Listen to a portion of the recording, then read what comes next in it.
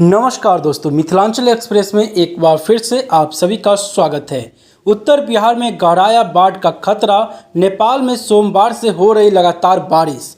नेपाल के जल अधिग्रहण क्षेत्र में लगातार हो रही बारिश की वजह से उत्तर बिहार की नदियों में मंगलवार को उफान आ गया। बारिश की वजह से कोसी, गंडक, बागमती, महानंदा सहित दर्जनों नदी का जलस्तर बढ़ता जा रहा। सीमावर्ती नेपाल के विभिन्न इलाकों में सोमवार की रात से लगातार मूसलाधार बारिश हो रही है, जो मंगलवार को भी जारी है। बारिश का असर अगले 24 घंटे में गंडक नदी में दिखने लगेगा। वाल्मीकि नगर गंडक बराज नियंत्रण कक्ष द्वारा आज नदी में 1,32,000 क्यूसेक पानी छोड़ा गया। लिहाजा प्रशासन ने नदी किनारे बसे लोगों को बाढ़ की संभावना को लेकर अलर्ट जारी कर दिया। बारिश को देखते हुए जल संसाधन विभाग सतर्क। मंगलवार की सुबह गंडक नदी के जलस्तर में एकाएक बढ़ोतरी देखने को मिली है।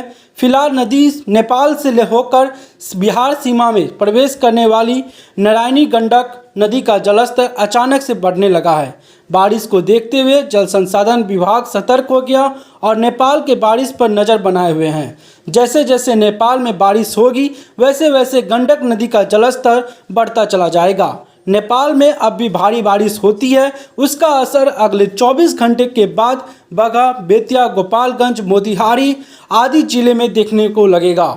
नेपाल मौसम विभाग के मुताबिक सामान्य से अधिक बारिश के आसार है। एहतियात के तौर पर गंडक बराज के कर्मी ड्यूटी पर मुस्तैद है। अभियंताओं की टीम चौकस है। वहीं आपको बता दें, पूर्णिया जिले के आमोर में कनकई नदी के कटाव से लोग सहमे हुए हैं। अररिया में जिले में लगातार हो रही बारिश से जिले के सभी नदियां उफनाई हुई है। यही हालात आसपास के कई जिलों के भी है जहां लगातार बारिश हो रही है। जिसमें हम बात करें तो दरभंगा में भी आज सुबह से लगातार बारिश हो रही है, जिससे नदियों का जलस्तर बढ़ता जा रहा। और जिस तरह से पिछले वर्ष बाढ़ जून जुलाई में आता है बिहार में हर वर्ष, इस बार भी यही देखने को मिलेगा कि बाढ़ की वजह से लोग वापस अपने गांव को छोड़कर हाईवे पर रहने के लिए मजबूर होंगे। लेकिन क्या यही इसका उपाय है? यह सवाल छोड़ जाता हूं आपके पास।